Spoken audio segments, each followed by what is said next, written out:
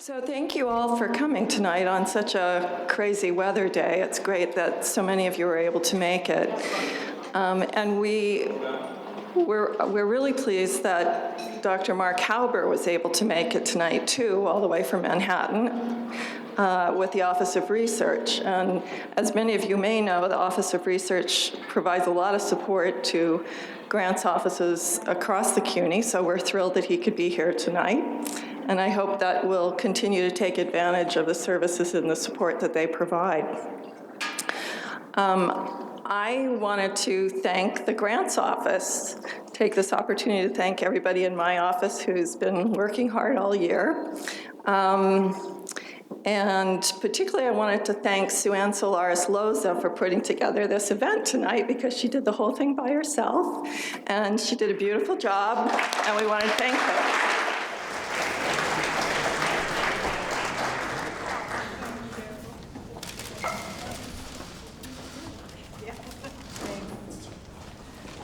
And I wanted to thank Justin Corder, our writer, and Christine Spicknell, who is the fastest woman on a spreadsheet in the history of spreadsheets, and our youngest member, Coris Vialva, who is a lovely, really bright, wonderful young woman.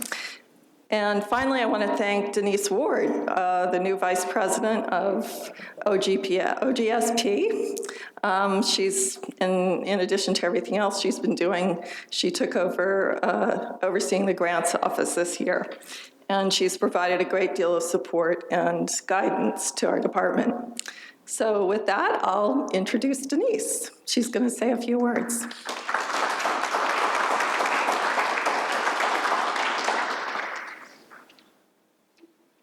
Thank you, Maura, and welcome everybody. So this is a great night to celebrate the amazing work everyone in this audience has done. I want to give you a hand right now because I wasn't aware of the full-blown specter of what goes on this campus until I started working with the Grants Office. So to all of you, terrific.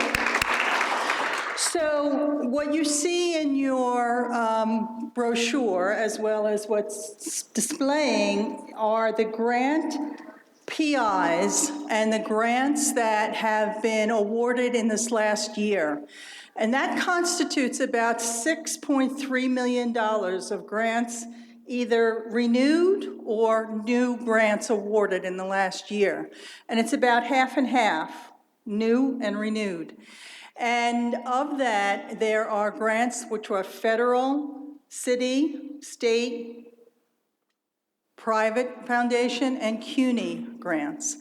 And of the federal and state, it's about $2.5 million each of that $6 million, and the rest are divided evenly among the other three funding sources. So we have a great amount of array of funding and projects that go on across all of the campus, which is absolutely wonderful. And we're bringing in more and more. We've had quite a few new faculty come to the grants office and apply for PSC grants and CCRG grants, and we're just thrilled about that and building up. The most prolific departments to awarded those grants in the order of awards are, starting with pre-college and continuing education, English department, biology and geology, physics, math, speech, communication and theater, and chemistry. So we're going to get all the departments by the next year. Every department, that's our goal. It will be participating in writing and being awarded grants. At this time, beyond thanking the Office of Grants and Sponsored Programs, and thank you, Sue-Ann, for doing such a great job tonight, I'd like to tell you a little bit about two other people who have a very large role in assuring that our grants are compliant with all sorts of different things. The first person I want to focus on is Nidhi Gadora. As you know, she's associate professor and chair of the biology and geology department. But in addition to that, she has been the campus research integrity officer. I want to make sure I get this right, so I am going to read. In this capacity, she's responsible for promoting responsible conduct of research through training and education at QCC. So some of you may have been in one of her training programs. Dr. Godora provides multiple research integrity training annually for faculty and staff and collects and maintains training certificates for all PIs. This invaluable work promotes a high standard of quality for research on our campus and helps us to stay in compliance with federal requirements. Thank you, Nidhi Godora. The second person I want to highlight is Dr. Linda Reisman, also faculty, and she is responsible for being the Human Subjects Research Coordinator and Export Control Administrator and our Conflict of Interest Officer on grants. How do you have time to teach? She's responsible for working with PIs to ensure the rights and welfare of human subjects in research are protected on campus.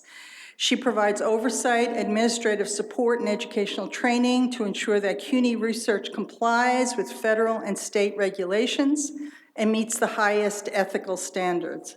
And again, both these folks and the Office of Grants and Sponsoring Programs ensure that we are in compliance with the 2014 law, the Uniform Guidance Law, under which all of our grants are administered and have to really be in line with compliance. So thank you so much for your work.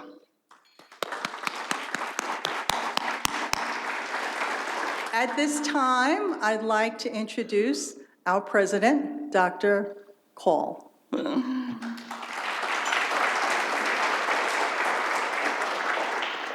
Thank you, Denise, and thank you to the Grants Office and all the wonderful work that's done throughout the year to support our faculty and staff. And most of all, welcome and thank you, faculty and staff who have been leaders in seeking support to carry forth so many incredible ideas and efforts. And it is really a celebration of your incredible devotion to not just teaching, but to education in general. I think your efforts really help to challenge our students as you inspire our students, and that really allows them to be transformed in ways small and large. The array of grant awards that you see, and these are the ones who were awarded, they're probably an equal number that were developed painstakingly and weren't necessarily awarded at this point in time. And those too should be given great credit for their curiosity and their work to spark an idea. And I have no doubt that they'll continue to work at another application for another grant, another time, and it will work very nicely. Grants are really important to really achieve all of what we hope for our students. It's very nice to see a strategic plan with objectives, et cetera. I think your work in securing grants really makes it come to life, and you can see it through the students. The students have been so incredibly moved and advanced by what you've done. So whether it's scholarly research or scientific inquiry or independent artistic projects, all of these kinds of activities have created an environment for our students in which they can shine. And there's so many grants, the PSC, CUNY grants, that essentially have seeded incredible projects for our faculty going forward. And other grants, certainly the NSF, the NIH, the NEA, the NEH, all those wonderful opportunities have provided our students with incredible advantages going forward. You know, the MISIP grant alone has produced, at this point, at least a half a dozen PhDs. And they go on from Queensborough, they get their advanced degrees, and one of them was just appointed the Vice President for Academic Affairs at a community college in Missouri. This summer, he started. And it's very wonderful because he began here along with all your students as Queensborough students, perhaps a first chance to go to college, perhaps a first chance to learn about themselves. And it's really because of our faculty who discover the talent and who allow the students to discover in themselves incredible strengths. So I salute you because this is a labor of love for all of you in every department. And I too am hoping that we can support even further grant exploration. We're ready to help you do that. This is not easy. We have a very heavy workload here, Vice Chancellor Haber. We'd like to see some relief, and I know that everybody's working on it. But it never discourages the faculty at Queensborough. And I thank you all for that, because it is an extraordinary above and beyond. Our pride is in our students, and that will shine at graduation. And I hope that all of you will be there to see your students who have benefited so much from what you do for them inside and outside the classroom. But this is a celebration of all of the winners of grants. They have very good taste, these funding agencies, and I encourage you to keep going and know that we're behind you in any way we can to support your efforts. So thank you. Again, thank you very much for being here on a crazy night, and it's good to be together again. So enjoy.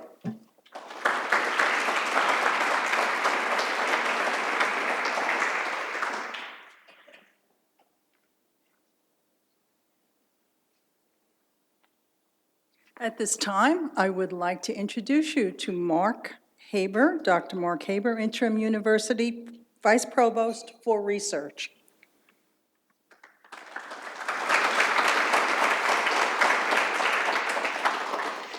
Good evening. One of the great things about my job is that I can bounce ideas off of people within my office, but also across all the campuses. I used to teach at Hunter College, and I lived in the Hunter Universe, and I quickly realized there's such a thing as a CUNYverse, and there's 25 campuses, and I can tell you that your campus is the one, other than Hunter, I visited the most in the last year, because I came here to introduce myself. I came back to look at your incredible 3D printing facility, which is unparalleled amongst the CUNY colleges, and in fact, it's unparalleled in the city, except for one other facility. And I tell you why I have a special spot in my heart for 3D printing. And then I came back tonight because of this celebration. So I'm a professor. My line is at Hunter, and they told me they are keeping it open in case I come back. But they're also searching for somebody for that job. So I better keep my current job. I'm an ornithologist. I'm a behavior ecologist by training. I study birds for a living, or I used to until I got this job.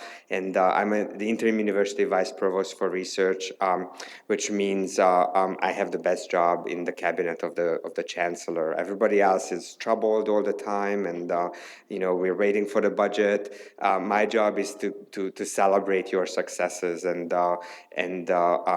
promote it, to identify it, to support it, and again celebrate it when it comes to fruition. I would like to thank President Call and Vice President Ward for inviting me today, and also Moira Adams for coordinating my visit.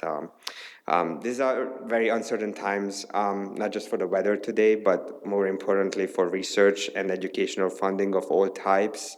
Every day, if you check the newspaper, we are, and our way of teaching and researching are under attack. And so in that context, we actually have to celebrate and accomplish an amount of acknowledgement of what you were able to achieve, much more so because we need to make it visible and need to make it prominent. You have all made it in these difficult times, and we are very proud of your successes. What I ask you to do is to tell me individually about your successes. We want to promote it. We want to put it on our website. We only have 1,500 followers on Twitter, but that's not bad. For a small office, and I want to write press releases about your paper. So if you have a paper in press, accepted, send it to us. I will have somebody who works with you, interviews you, get some visuals, and we want to see your paper not only in the peer-reviewed publications, but also on the cover of the New York Times, or even page 7 is fine. Science Times on Tuesdays would be great as well. You're all leaders on your campus and in your departments because you're doing so by example. You instill confidence in your colleagues, and so that they too can be competitive for both research and institutional awards. And I think it's especially so at community colleges. You're also ensuring the success of your students and ensuring that CUNY becomes stronger as an institution over the long term, which in turn makes Queensborough and CUNY more competitive for funding for the future. The best predictors of future funding is whether you have already been funded. And so if a new faculty member comes to you and starts proposing a collaboration, I recommend that you take them under your wing and come up with a collaborative project, because collaborations is the nature of the game these days.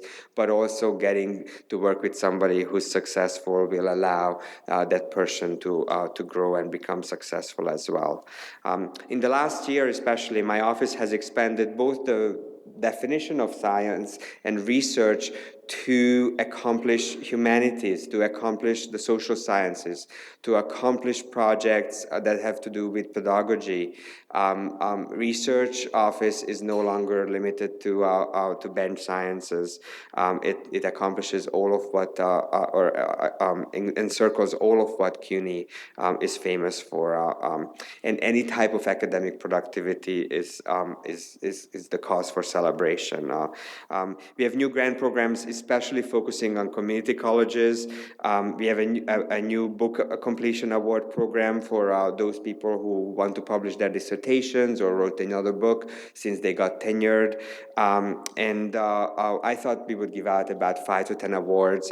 We have 180 applications for this program, which is a wonderful task, but you can imagine my poor staff and myself, just pouring over these applications and making sure that the very best of the applicants will win, and we will increase the numbers.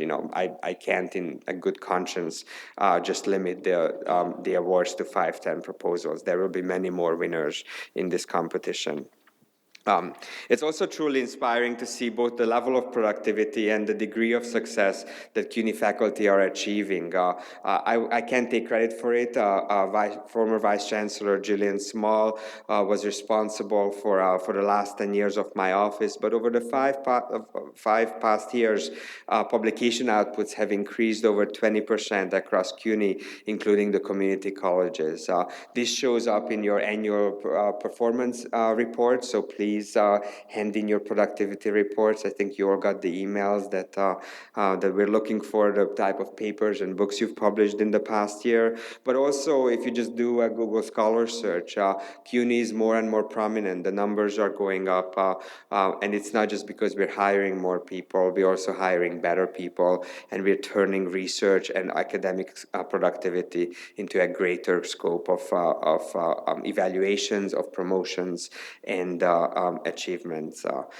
We have also initiated a new community college-based program for summer advanced grant writing for collaborative projects where community college professors can work in the labs or the research facilities of senior college professors. They get summer salary, and the senior college professor gets some research expenses. And if you're applying for a large grant, we have the SAGA Award, the Summer Advanced Grant Writing Award, that encourages you to write large grants, because at the end of the day, overheads do matter, until, of course, the president does away with the overhead, not this president, but the one down the Amtrak tracks.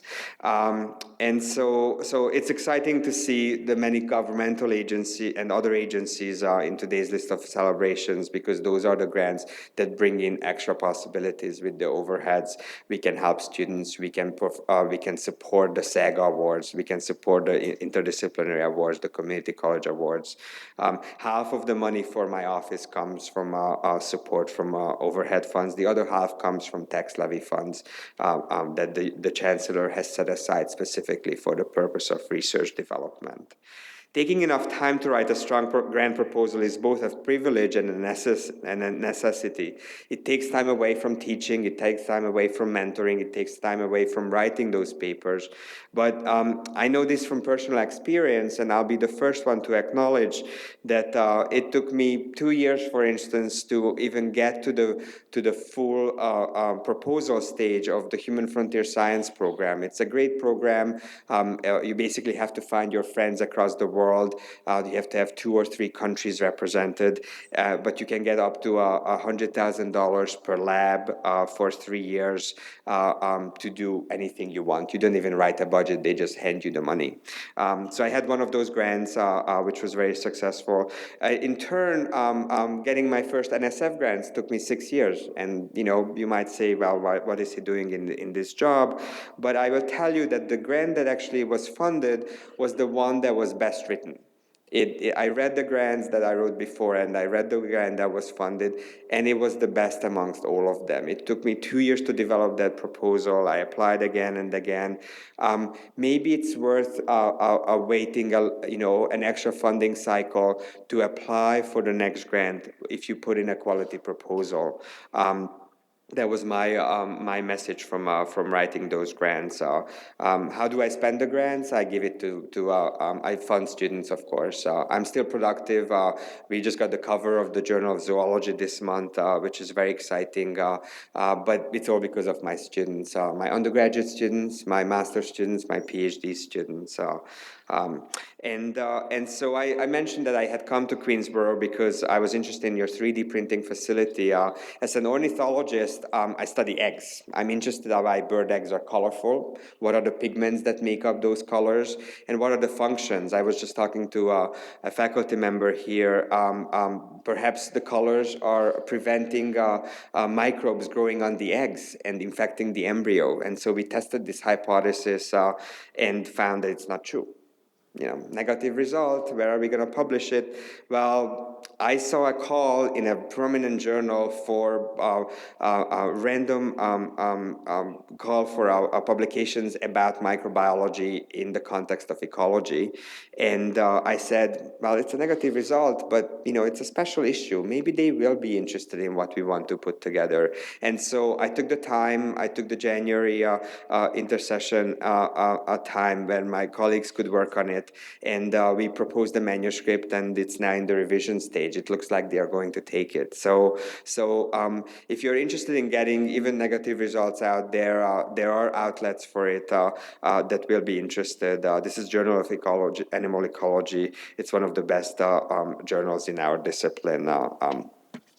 What else do I do with the rest of the NSF money? I try not to hurt my subjects. I study birds. I don't want to bother them too much. But I study the brain as well as the eggs. And so we put them into MRI machines. You can't really train a small bird to stay still while the machine is clicking away. So we give them Valium, and it calms them down, and they fall asleep sometimes. But their brain is still alert enough that we can get data from it. And I'm happy to report that if you are interested in animal MRI type of research, we're writing a new grant to be able to get this. We have a magnet on its way from Holland, I'm told, towards the ASRC, the Advanced Science Research Center, which is on the City College campus, but it belongs to all of us at CUNY. And if you ever want to work there, if you ever want to have a visit there, do a research collaborative project, they are keenly interested in collaborations. Their latest paper in Nature, Nanoscience, was a collaboration between Bronx Community College and the ASRC, the Advanced Science Research Center. So while all of you are dedicated to your scholarship, many of these awards also fund projects that are committed to public service. Some of you are strengthening public educational pipeline all the way from pre-K to continuing education, and some of the programs are strengthening the economy of the city and the state through workforce development and entrepreneurship. So what do you do with all this success? I say you become selfish and nominate yourself for another award. Think about a fellowship in a learned society. What does it take to get there? Do your former mentors and current colleagues and collaborators are already member or fellows, for instance, of the American Psychological Association, or in my case, the American Ornithological Society? Promote yourself. take this success and turn it into a career advancement stage. You're already helping the students, you're already helping the college. Help yourself, celebrate your advances, celebrate your successes, and we're there to help. If you ever find a fellowship, an honor, an advancement that you need a letter from somebody from CUNY Central, send me an email. I told somebody that I actually answer all my emails within a given day, which sounds insane, but I do. It's because I want to be able to help along the way, but also because CUNY works on a who knows who basis. We're small enough, our workforce of tenure track faculty and tenured faculty are small enough that we can work as a single university. And so if you send me an email and ask me for a letter of support, I will produce that letter for you, and I'll make sure that you'll get it in time for your application. So again, just allow me to extend my heartfelt congratulations to you. It's an honor to join you and celebrate not only Queensborough's contribution to the flourishing of what we call CUNY, but also to the extraordinary commitment of each of you to your profession, to your students, and to our larger community. Thanks so much.